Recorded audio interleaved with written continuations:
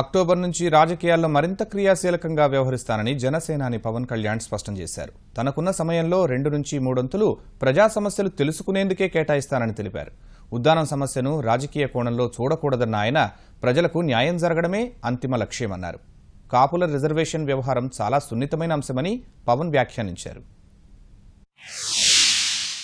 కాదు మేము చేయడం వల్ల ముఖ్యమంత్రి గారు దాని చొరవ తీసుకొని ఆయన ఎంత దానికి నిధులు విడుదల చేసి కొంత బాధ్యతలు కొంత ఉపశమనం అయితే కలిగించారు.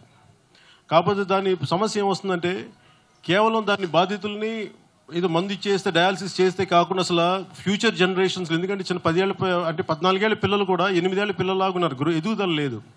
అక్కడ top class kidney research centre కావాలి, దాని ముఖ్యమంత్రి గారు కూడా ఒప్పుకున్నారు. ఒక ఇమీడియట్గా దానికోసం ఆ రీసెర్చ్ సెంటర్ కోసం 5 కోట్లు స్టేట్ గవర్నమెంట్ నుంచి 5 కోట్లు సెంట్రల్ గవర్నమెంట్ ఆల్రెడీ ఫండ్స్ ఉన్నాయి. వీటి మీద ఒక 3-4 ఇయర్స్ మేము చేస్తామని చెప్పడం జరిగింది.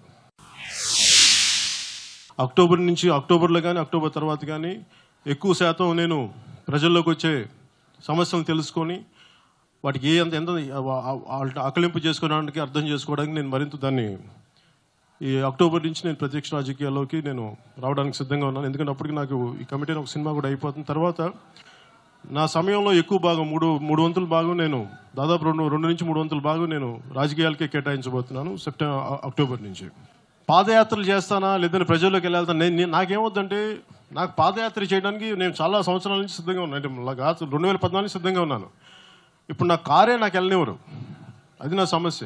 అంటే నేను అనేది ఏంటంటే నాకు పాదయాత్ర కానీ నిజంగా నన్ను అభిమానించే ప్రతి ఒక్కరు కానీ జనసేన అభిమానించే ప్రతి ఒక్కరు కానీ నాకు సహకరించగలిగితే నేను ఖచ్చితంగా పాదయాత్ర చేస్తాను. అది నేనేంటంటే ప్రజల్లోకి వెళ్ళడానికి నేను అది రకరకాల దారులు, ఒకటి పాదయాత్ర కావచ్చు, ఒకటి ప్రజల్లోకి వెళ్ళి రోడ్ షోలు కావచ్చు, లేదంటే మీటింగ్స్ కావచ్చు, లేదంటే 1-on-1 మీటింగ్స్ కావచ్చు, మేధావులతో ఆ ప్రాంతాలతో ఉన్న మేధావులతో మీటింగ్ కావచ్చు, ఆ రోజు మీ సమస్యల మీద మీటింగ్ కావచ్చు, రకరకాల మీద నేను విధానాలతో నేను ప్రజల మధ్యలోకి వెళ్తాను. 2019 ఎన్నికల్లో జనసేన ప్రభావం 1-2% ఉంటుంది అని చెప్పి కేసీఆర్ చేసిన వ్యాఖ్యలు ఎలా అంటారు? అలాగే వైసీపీ వ్యూహకర్త ప్రశాంత్ కిషోర్ చెప్తా ఉన్నారు, పవన్ కళ్యాణ్ గారితో ఎల్సైనా వైసీపీ అధికారంలోకి వచ్చేదని చెప్తా ఉన్నారు.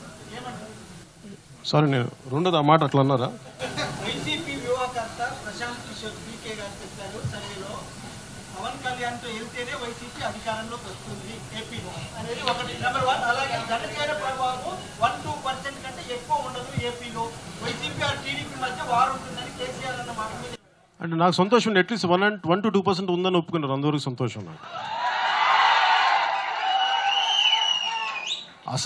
అసలు లేదంటే కూడా నేను సంతోషపడేవాడిని, కానీ అట్లీస్ట్ 1-2% ఉన్నాయా. ఇందాక మీరు చెప్పినట్టుగా ఒకవేళ నేనుంటే వైసీపీ వస్తాను, నేను అట్లా అనుకోవట్లేదు. ఎందుకంటే వారి బలాలు వాళ్ళకు ఉన్నాయి, ఎవరి బలాలు వారికి ఉన్నాయి. అలాగని కూర్చోబెట్టి ఇంకొకళ్ళు తోడ్పాటు అవసరమైతేనే వాళ్ళకి ప్రభుత్వాలు వస్తాయనేది నేను నమ్మట్లేదు. ఎవరి బలాల మీద నిర్ణయం అవుతుంది వచ్చే ఎన్నికలు. నా స్థాయి ఏంటి, జనసేన బలం ఎంత అనేది నేను ప్రజల్లోకి వెళ్ళే వరకు నాకు తెలీదు.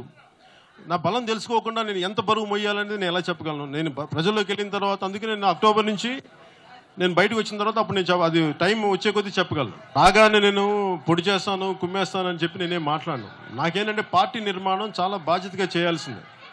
అందుకని కొంచెం టైం తీసుకొని ప్రతి ఒక్కరు చేస్తాను.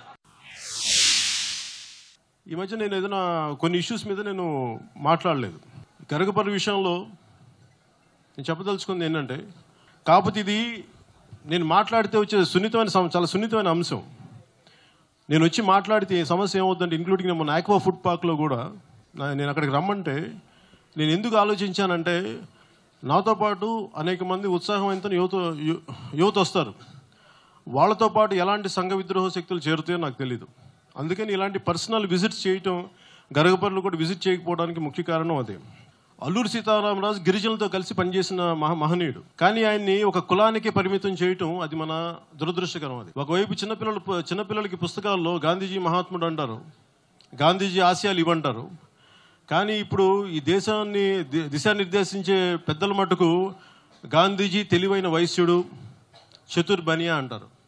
ఇది చాలా బాధ కలిగిస్తాయి. ఒక వెటకారంగానో లేదంటే కించపరిచే విధంగా ఆయన్ని, ఒక జాతీయ నాయకుడిని, ఒక మహాన్ భావుడిని కూర్చోబెట్టి ఆయన ఒక వైశ్యుడిగా అభివర్ణించడం నాకు చాలా బాధ కలిగించింది. ప్రత్యేక హోదా అనేది నిజంగా చాలా బాధ కలిగించే విషయం.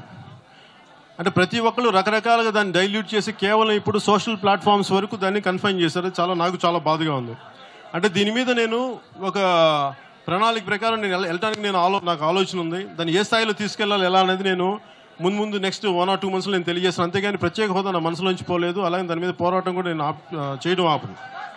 అంటే స్పెషల్ స్టేటస్ ఖచ్చితంగా డైల్యూట్ చేయబడింది. అది రకరకాల పరిస్థితులు, ముఖ్యమంత్రి గారికి కొన్ని కారణాలు ఉంటాయి. ప్రతిపక్షానికి ప్రతిపక్షం మనకు వైఎస్ జగన్మోహన్ రెడ్డి గారికి బలంగా మాట్లాడచ్చు కదా అంటే ఆయన కొన్ని కారణాలు ఉంటాయి. ముఖ్యమంత్రి గారికి మాట్లాడచ్చు కదా అంటే ఆయన కొన్ని కారణాలు ఉంటాయి.